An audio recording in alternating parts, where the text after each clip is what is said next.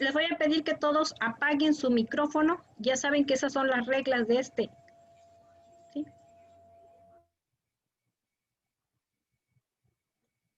Comienza la grabación. Bien, vamos a ver el tema de suma de Riemann. ¿Sí?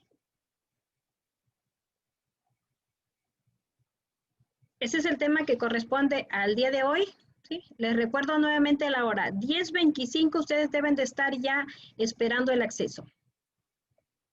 Bien, el objetivo de esta clase es emplear la notación sigma para escribir y calcular una suma por medio del método de Riemann. Vamos a comenzar primero con lo que es integral definida antes de la indefinida. ¿Sí? Para ello necesitamos ver, en este caso para este tema, ¿sí? Lo que es la notación sumatoria o lo que se le conoce como la notación sigma denotada con esta letra que aparece por aquí, ¿sí? El de la sumatoria.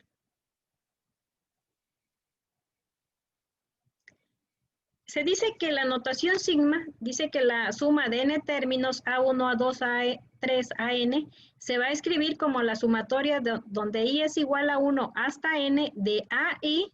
Esta va a ser igual a A1 más A2 más A3 hasta AN. ¿Sí? Si ustedes se fijan, la I es la que va a ir cambiando porque dice que va desde I igual a 1 hasta N.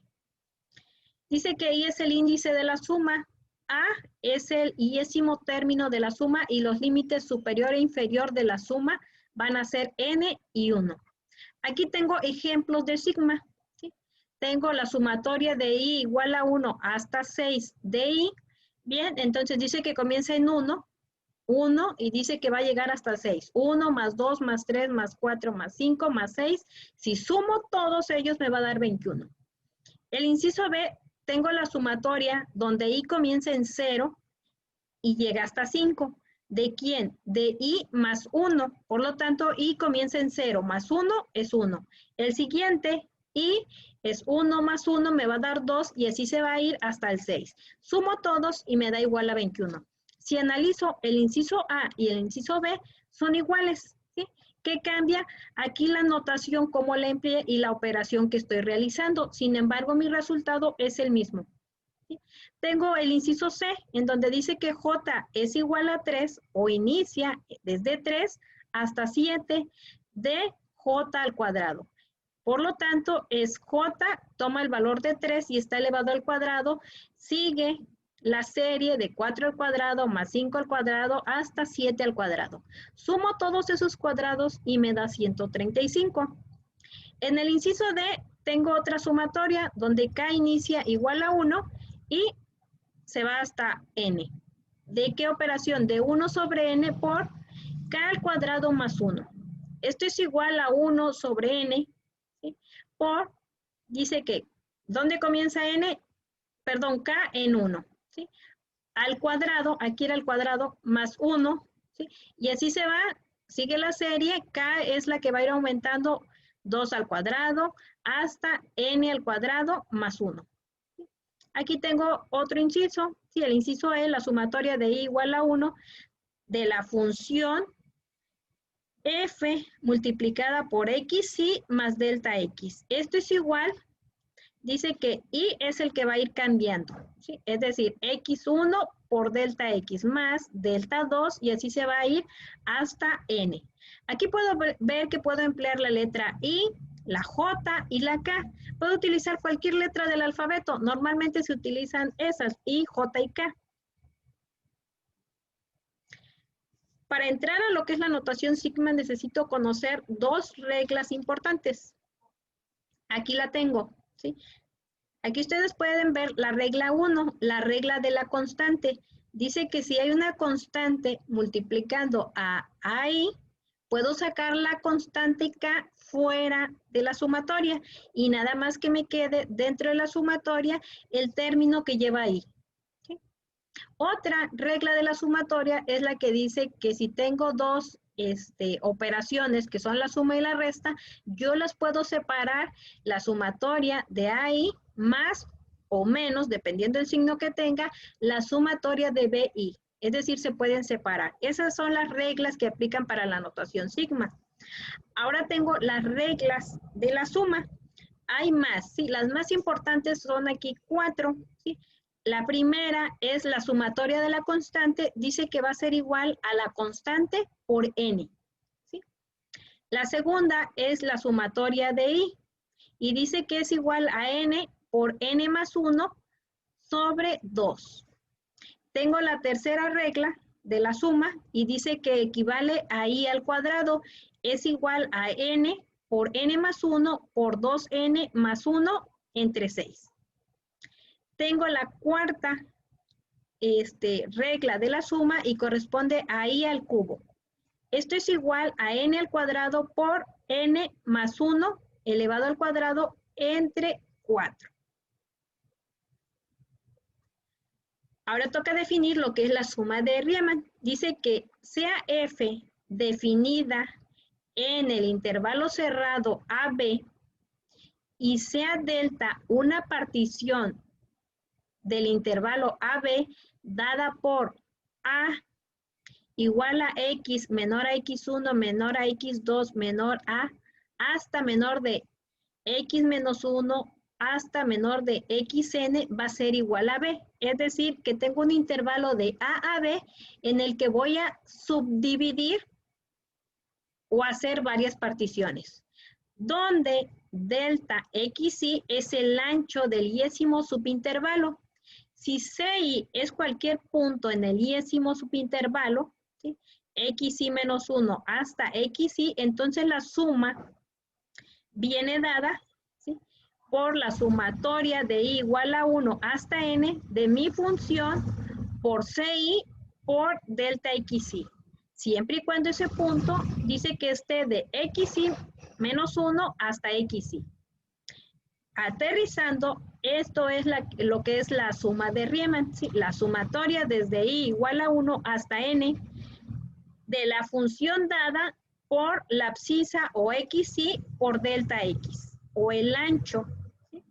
Esto que está aquí encerrado es lo que se va a denominar suma de Riemann, o de Riemann, de f para la partición delta. Aquí a mano derecha puedo ver una gráfica, una curva. ¿Sí? Vamos a recordar que la suma de Riemann o la integral, cuando hablemos de integral, siempre debemos de tener la idea que es la suma infinitesimal, ¿sí?, para calcular el área de una figura amorfa o irregular. ¿Sí? Para las regulares, como el rectángulo, el círculo, el cuadrado o cualquier polígono regular, ya tenemos fórmulas, ¿sí? Esas fácilmente por fórmulas no es necesario una integral. Sin embargo, dice que aquellas que tienen una forma irregular o amorfa, en donde no se ve si es un rectángulo, un cuadrado o qué más tiene ahí, ¿sí?, es donde entra la integral. Aquí puedo ver una curva, ¿sí?, la curva F, y aquí tengo un rectángulo, ¿sí?, un rectángulo en donde ustedes pueden ver que delta X, ¿sí?, es el ancho, y ese ancho viene dado por B menos A entre N, ¿sí? Aquí hay un intervalo de A a B. Eso queda dentro del eje de las X. ¿Sí? Ahora tengo F de XY mayúscula y tengo F de XY minúscula. Esto significa que F de XY minúscula es el rectángulo que queda por debajo de la curva. Y el otro, F de X mayúscula, es el rectángulo que queda por encima de la curva. ¿Sí? Entonces, si ustedes se fijan, FXY y F de XY minúscula quedan en el eje de las y es la altura, ¿sí?, de ese rectángulo. Por eso se dice que la suma de Riemann es aquella sumatoria en la cual se hacen varias subdivisiones del área bajo la curva y se van calculando las partes de una función por medio de rectángulos con base en un incremento en el eje X, ya que la suma de todas las áreas va a dar el área total, ¿sí? Es decir, yo puedo subdividir en rectángulos, calcular el área de ese rectángulo y después sumarlos todos juntos y eso me va a dar el área total de la curva. En geometría euclidiana dice que sabemos que el área de un rectángulo es igual a base por altura, ¿sí? Base por altura, o también decimos el área de un rectángulo es largo por ancho, ¿sí? El largo, ¿sí? Como ustedes pueden ver aquí el rectángulo, es la altura, ¿sí? Y el ancho es la base. Aquí tengo, en esta imagen, puedo ver la suma de Riemann y es lo que les decía. En la parte izquierda hay una gráfica o una figura en donde está limitada, ¿sí? Por eso se llama una función definida porque está limitada. Si ustedes se fijan, esa gráfica puede seguir, ¿sí? Pero nada más está limitada de A a B. ¿Sí? Es decir, en ese punto, entonces voy a hacer el área de los rectángulos inscritos, ¿sí? Dice que es menor que el área de la región. La figura que está aquí en medio es el área de la región, ¿sí? Es el área de la región exacta o real, ¿sí? Mientras que la que está a la izquierda, me voy a fijar que los rectángulos están por debajo. Esa forma se le llama inscrita. La que tengo acá a parte derecha se llama el área de los rectángulos circunscritos. Y eso dice que es mayor al área de la región real. ¿Por qué? Porque si ustedes se fijan aquí, los rectángulos salen por arriba de la curva. Entonces eso hace que la aproximación quede más alejada de la real. ¿Sí? Aquí en medio puedo ver el área real. ¿Sí? Voy a comenzar con el ejemplo. ¿Sí? Dice que me dan una función f de x igual a 2x al cubo más 4 quintos de x en el intervalo que va de 1 a 5. ¿Sí? ¿Qué quiere decir el intervalo? Bueno, que comienzo en el 1 y termino en el 5. Siempre voy a considerar dos intervalos, dónde inicio y dónde termino. Aquí, de acuerdo a este ejemplo, dice que el resultado me debe de dar 1608 sobre 5, equivalente aproximado a 321.6 unidades cuadradas, porque recordemos que vamos a calcular el área. El paso 1, tengo que hacer un análisis e identificación, ¿sí? Usando el método de la suma de Riemann. Voy a calcular los límites, ¿sí? El límite A va a ser el que va a quedar a la izquierda que me están dando aquí en el intervalo. En este caso es 1 y B es igual a 5, ¿sí? Es el que está más a la derecha. Por lo tanto, si voy a calcular el ancho de los n subintervalos, dice que va a estar dado así. B menos A entre N. Ya identifiqué que el B es 5 menos A, que es 1 sobre N. 5 menos 1 me queda 4 sobre N. Ese es el ancho de los N subintervalos. Luego voy a calcular XY, ¿sí? Porque si nos fijamos aquí en la parte, necesito, en la suma de Riemann, necesito XY. Y dice que es igual a A más I por el delta X o el ancho que acabo de calcular. Bien, ya encontré que A es igual a 1, ya lo identifiqué, más I por 4 sobre N. Esto es igual a decir 4 por I, me queda 4I sobre N. Y eso es la abscisa del extremo derecho del rectángulo I que se forma entre el intervalo de 1 a 5. Recordando la fórmula de Riemann, aquí la tengo, la sumatoria es igual a la función por XY por delta X. Voy a sustituir, entonces voy a poner mi función. ¿Sí? La función que me fue dada es 2x al cubo más 4 quintos de x, multiplicada por el ancho. ¿Sí? Acá en esta presentación nuevamente puedo ver que tengo,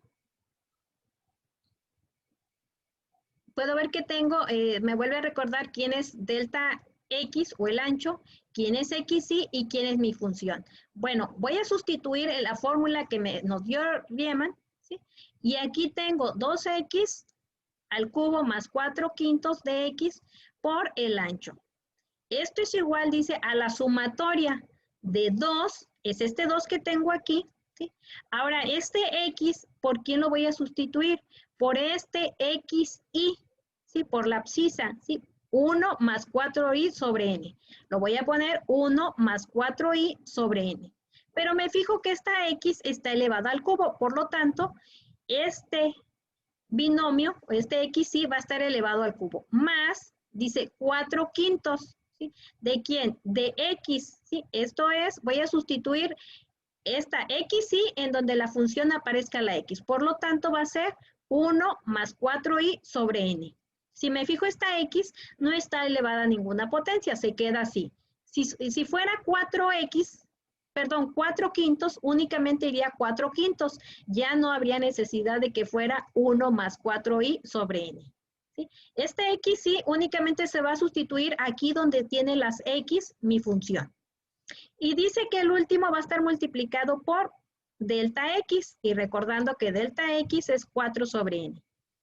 Aquí entonces voy a poner que el límite cuando n tiende al infinito, este 4n lo voy a pasar para mayor comodidad al lado izquierdo, 4 sobre n de la sumatoria, ¿sí? De 2 por 1 más 4i elevado, sobre n elevado a la 3, más 4 quintos de 1 más 4i sobre n. Ahora me fijo aquí que este binomio 1 más 4i sobre n está elevado al cubo. Por lo tanto, yo tengo que saber cómo se expande ese binomio al cubo, ya sea que utilice el triángulo de Pascal, ¿sí? O aquí está el teorema binomial al cubo, que dice que x más y elevado al cubo es igual al cubo del primer término más 3 veces el cuadrado del primero multiplicado por el segundo, más 3 veces el primero por el cuadrado del segundo término, más el segundo término elevado al cubo. Bien, aquí lo tengo. Voy a despejar este 1 más 4i sobre n elevado al cubo. Me fijo que el cubo del primero es 1, más, dice 3 veces el cuadrado del primero. Ya me fijo que el cuadrado del primero pues es 1 por 1, 1. Por 3, 3. Por y, que es 4i sobre n, bueno, 3 por 4, 12i sobre n. Más el otro dice que es 3 veces el primero por el cuadrado del segundo. 3 por 1, 3. Por el cuadrado del segundo, ojo, aquí el segundo es 4i sobre n. Dice que lo eleve al cuadrado. Se eleva todo, no nada más el 4, sino que el i también. 4 por 4, 16i al cuadrado sobre n al cuadrado. Por 3 me da 48 i al cuadrado sobre n al cuadrado. Me paso al último, dice que el cubo del segundo término. Bien, voy a multiplicar 4i sobre n 3 veces. 4 por 4, 16. Por 4 me va a dar 64. El i por i me da i al cubo sobre n al cubo. Bien, aquí ya está expandido este binomio al cubo. Ya nada más le agrego el otro. Dice que 4 quintos está multiplicando a 1 más 4i sobre n. Bueno, pues 4 quintos por 1 me queda 4 quintos. Más por más me da más. 4 por 4i me da 16i sobre 5 por n, 5n. Aquí dice entonces que si me fijo, aquí hay un 2 que está multiplicando todo este binomio que se despejó al cubo. Bien, pues todo esto lo voy a multiplicar por 2 y ya luego le voy a agregar esto, ¿sí? Para que ya quede más despejado, ¿sí? Entonces tengo que es 2 más 24i sobre n, más 96i al cuadrado sobre n al cuadrado, más 128i al cubo sobre n al cubo, más 4 quintos más 16i sobre n.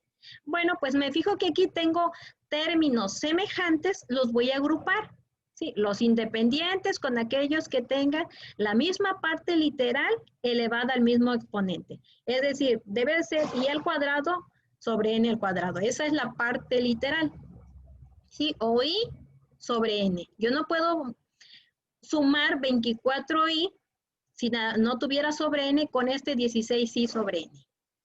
Bien, me fijo que aquí tengo el 2 y el 4i, perdón, el 4 quintos son semejantes, son términos independientes. Los voy a juntar. Sí, ya sabemos que 2 por 5 es 10, más 4 es 14 quintos. Bien, aquí están mis 14 quintos, más voy a juntar este 24i sobre n más 16i sobre 5n.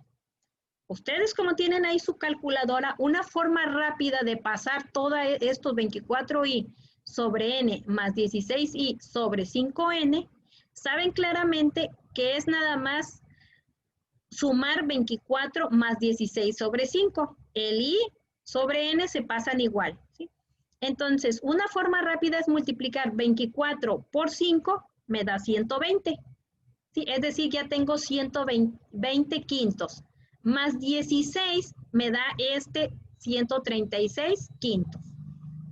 Después tengo el 96i al cuadrado sobre n al cuadrado, no hay ningún otro, únicamente se pone más 128i al cubo sobre n al cubo. ¿Qué va a pasar ahora? Dice, bueno, voy a separar, porque dice que es la sumatoria, a cada uno de los términos le voy a poner la sumatoria. Entonces comienza con la primera, la sumatoria de i igual a 1 hasta n de 14 quintos, más la siguiente sumatoria, igual va desde 1 hasta n, de 136i sobre 5n. El siguiente, más la sumatoria de i igual a 1 hasta n, de 96i al cuadrado sobre n al cuadrado. Más la sumatoria de i igual a 1 hasta n, del último término, que es 128i al cubo sobre n al cubo. ¿Sí? Aplico las propiedades, ¿sí? Por ejemplo, dice que después de la sumatoria, puedo ver si hay términos, y aquí lo puedo ver, dice que la sumatoria de la constante la dejo igual, más la sumatoria aquí de 136i sobre 5n, encuentro que 136 sobre 5n es una constante, lo saco fuera de la sumatoria. ¿Sí? Aquí lo saqué fuera de la sumatoria y ya nada más me quedó el i dentro de la sumatoria, más la siguiente sumatoria, me fijo que 96 sobre n al cuadrado puede ir fuera de la sumatoria porque es una constante, y dentro de la sumatoria nada más va el i cuadrado. Más la siguiente es 128 sobre n al cubo, se saca fuera de la sumatoria y ya nada más dentro me queda i al cubo. Y aquí voy a ver que tengo 4 fórmulas o reglas de la sumatoria que ya se habían mencionado. ¿Sí? Voy a despejar las sumatorias. Aquí voy a utilizar un método más directo para no enredarlos con tanta álgebra, ¿sí? Porque si no sería algo muy laborioso.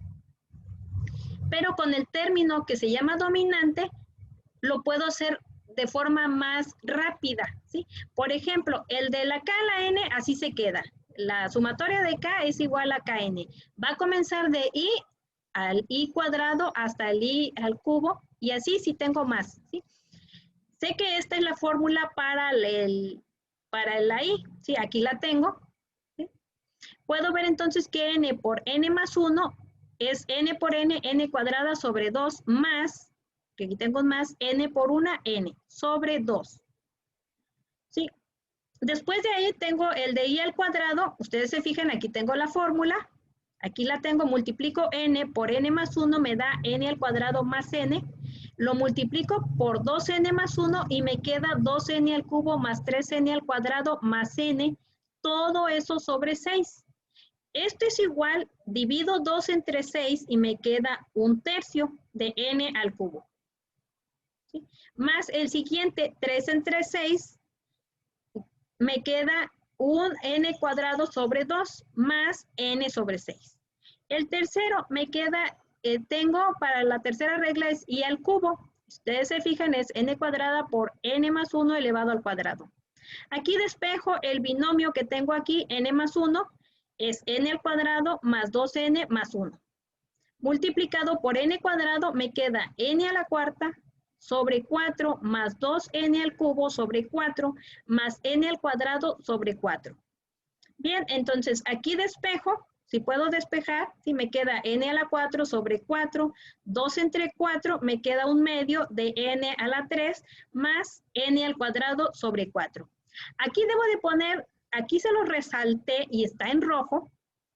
¿Sí? Perdón, aquí se fue. ¿Sí? Esto que está aquí en rojo, si lo alcanzan a ver, está resaltado en rojo, es el que tiene el más alto exponente. de cada una, de I al cuadrado y de I al cubo. Esto es lo que se le llama término dominante. Lo demás lo voy a despreciar, no voy a meterlo dentro de la suma de Riemann, porque al final, cuando n tiende al infinito, se hace cero.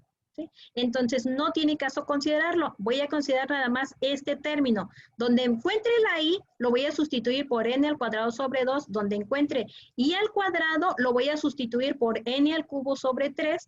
Donde encuentre I al cubo, lo voy a sustituir por n a la 4 sobre 4. Lo demás se va a despreciar, ¿sí? Pero ustedes en sus ejercicios tienen que saber de dónde salió, ¿sí? Es decir, tienen que agregarlo.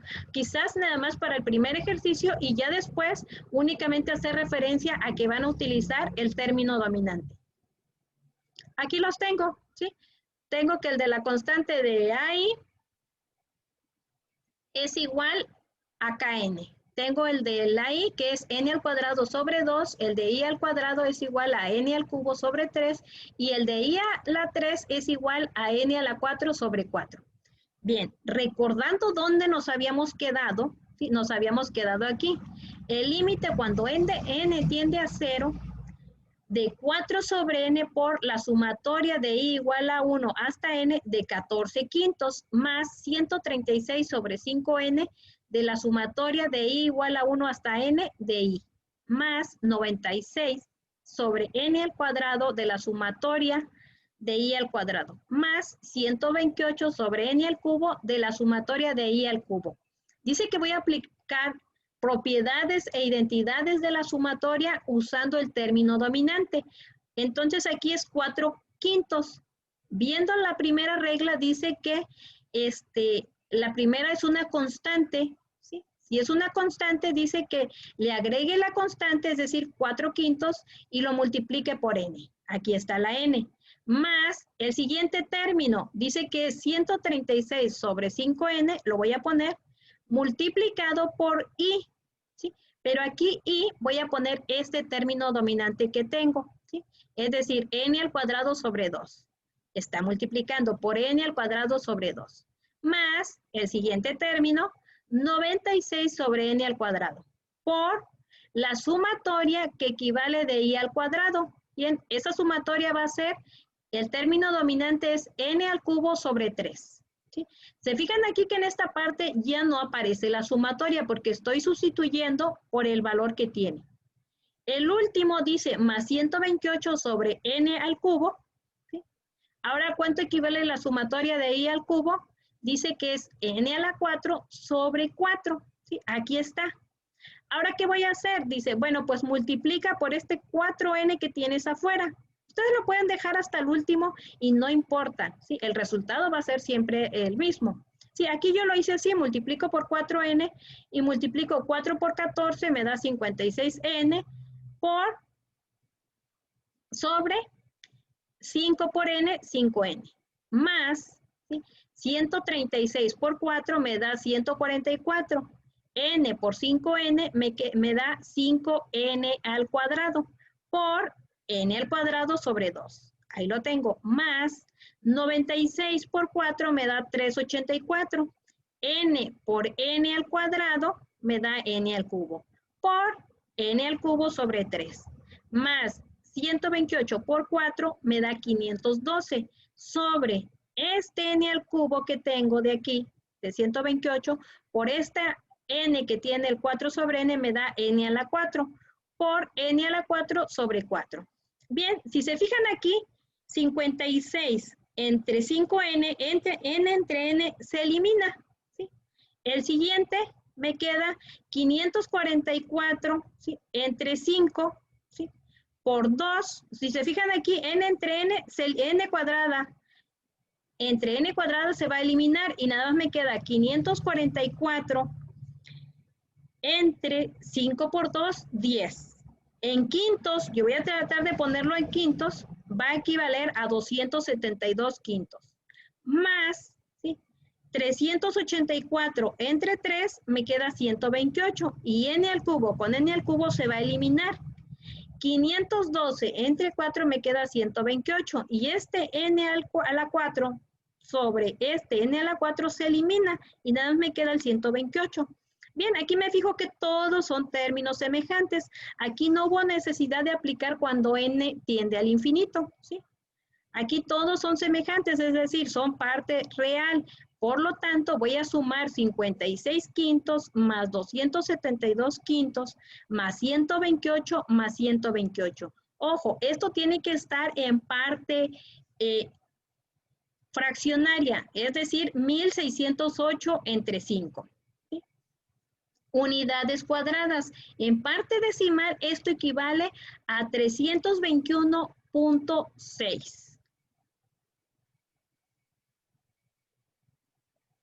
Bien, esa sería una de las aplicaciones de la suma de Riemann. Dice, de entre las muchas aplicaciones tenemos el cálculo de áreas y volúmenes, de longitudes de curvas, desarrollos en series de Fourier, transformadas, integrales, ecuaciones integrales, etc.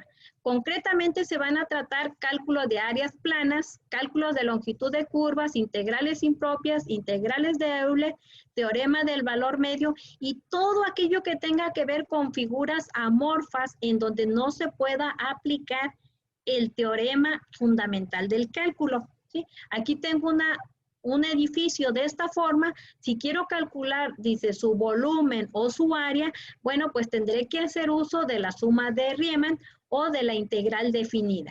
¿Sí? Aquí ahorita estamos comenzando con el primer método. Entonces, en todo eso vamos a aplicar lo que es la integral, ¿sí? Calcular áreas, volúmenes de figuras, de esas que no son regulares.